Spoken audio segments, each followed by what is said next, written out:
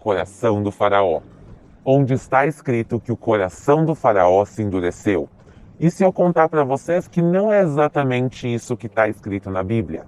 E também vamos conhecer a relação dos textos bíblicos com essa maquete aqui de Jerusalém. Então, se vocês estão preparados, vamos começar.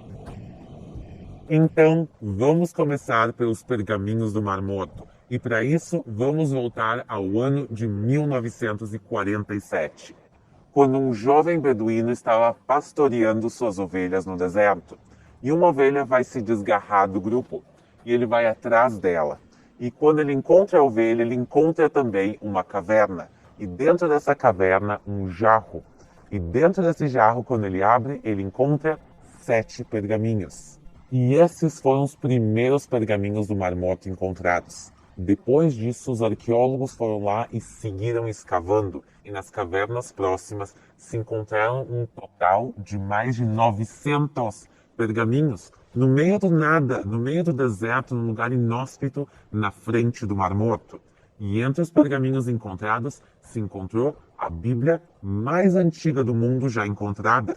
Essa Bíblia foi escrita por um grupo judaico chamado os Essênios. E ela é tão antiga que nessa época, há mais de 2000 anos atrás, o Novo Testamento não tinha nem sido escrito ainda. E ela está guardada aqui no Museu de Israel. Então, vamos conhecer o lugar. Essa cúpula se chama o Santuário do Livro. E dentro dela estão guardados os pergaminhos do Mar Morto. E o formato da cúpula que ele é um pouco diferente, como vocês podem ver. Ele é uma réplica da tampa que fechava o jarro. Então, se esse jarro guardou os pergaminhos pelos últimos 2000 anos, a partir de agora são guardados dentro dessa estrutura. Os pergaminhos nos ajudam a entender como era a vida na Judéia na época do Templo de Jerusalém. Os pergaminhos mais importantes dessa coleção são os 225 textos bíblicos, e foram encontrados cópias de todos os livros bíblicos, com exceção do livro de Esther. E a gente não tem bem certeza por que esse livro está faltando.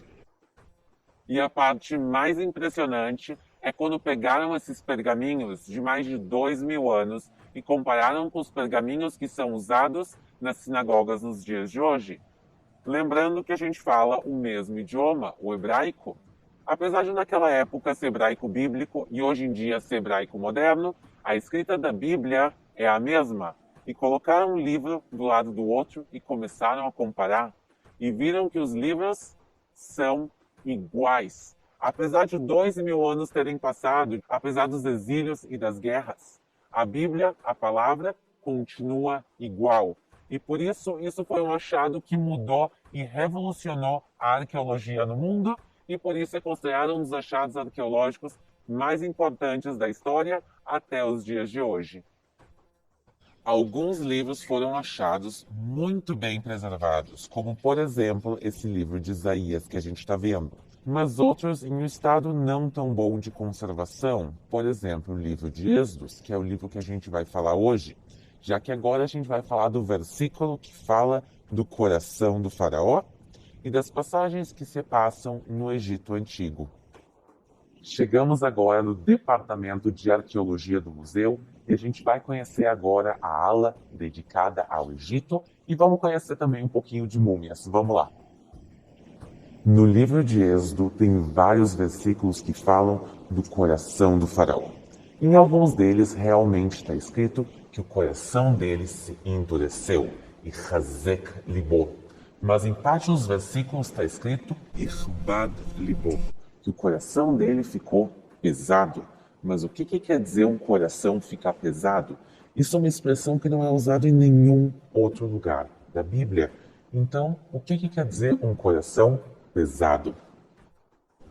E agora as múmias aqui do museu vão nos ajudar a entender o que quer dizer um coração pesado. Quando um faraó morria, ele ia ser mumificado e todos os órgãos internos eram retirados, com exceção, sim, do coração. Então ele era mumificado junto com o coração dele. E na mitologia egípcia, a alma então entrava no Duat, que é um submundo, onde o coração ia ser colocado numa balança para ser pesado, isso era um teste. De um lado da balança era colocado o coração e do outro lado da balança era colocado uma imagem de uma deusa. Se o coração fosse mais leve, a pessoa ia do equivalente ao paraíso. Mas se o coração da pessoa fosse mais pesado, isso quer dizer que a alma dela ia ser devorada por um monstro. Então, o que a Bíblia está nos falando? Quando o livro de Êxodos fala que o coração dele vai ficar pesado, não é simplesmente uma expressão, uma maneira de dizer, e sim a Bíblia está falando na linguagem que os egípcios daquela época também entendiam, que o faraó estava sendo condenado, que a alma dele não iria para o paraíso. Então, a gente entende que o coração do faraó sim ficou duro e obstinado, mas a gente entende também que ele ficou pesado. E isso nos lembra quão importante é ler os livros bíblicos no seu idioma original e entender tanto os nuances da linguagem como a época, a história e a cultura em que eles foram escritos. Então, da próxima vez que vocês lerem essa passagem, lembrem que isso quer dizer que o coração do faraó ficou duro, mas também pesado. Esse modelo de Jerusalém não foi feito para o Museu de Israel e para nenhum museu, para ser bem sincera. E sim, ele foi feito e colocado num lobby de um hotel. O hotel chamado Holy Lamb. O dono do hotel, chamado Hans Kroch, encomendou a maquete para o arqueólogo e professor da Universidade Hebraica de Jerusalém, chamado Michael Avi Yonah, e disse que queria um modelo exato da cidade de Jerusalém no ano de 66. Logo antes da grande revolta judaica contra os romanos. Agora eles vão ter um grande desafio na construção da maquete, porque, à época, no início dos anos 60, Jerusalém estava dividida. Metade estava nas mãos de Israel e metade nas mãos da Jordânia. E a cidade velha de Jerusalém estava nas mãos da Jordânia, então ela era inacessível. Como se vai fazer uma maquete se não se tem acesso ao lugar? Também Jerusalém praticamente não tinha escavações arqueológicas nessa época. E a última pessoa que viu a cidade de 2000 anos atrás já não está viva para contar a história. Então eles vão pegar o que eles sim tinham, que são os textos, os livros bíblicos, o Antigo Testamento, o Novo Testamento, também os livros de Flávio Josefos. E em base a esses textos, eles vão construir a maquete. E ela fica pronta em 1966, quando se faz uma grande festa de inauguração no hotel. O que eles não sabiam é que um ano depois, em 1967, iria acontecer a Guerra dos 6 Dias, e Jerusalém vai ser reunificada. E assim, sobre as mãos de Israel, se começam muitas e muitas escavações arqueológicas na cidade velha de Jerusalém.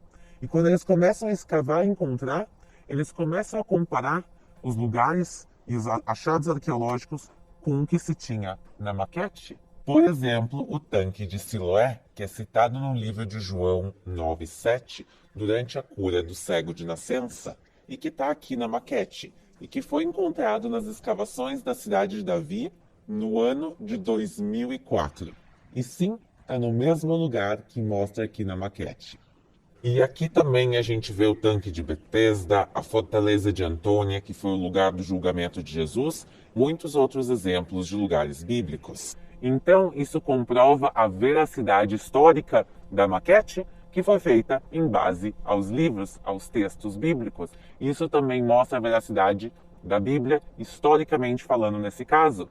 Um dos melhores exemplos é aqui o Templo de Jerusalém, que a gente consegue ver aqui ele na sua grandeza e beleza na maquete. E espero que tenham gostado do vídeo do dia de hoje. Não esqueçam de se inscrever para não perder nenhum vídeo. Também apertem o sininho. Shalom e até a próxima.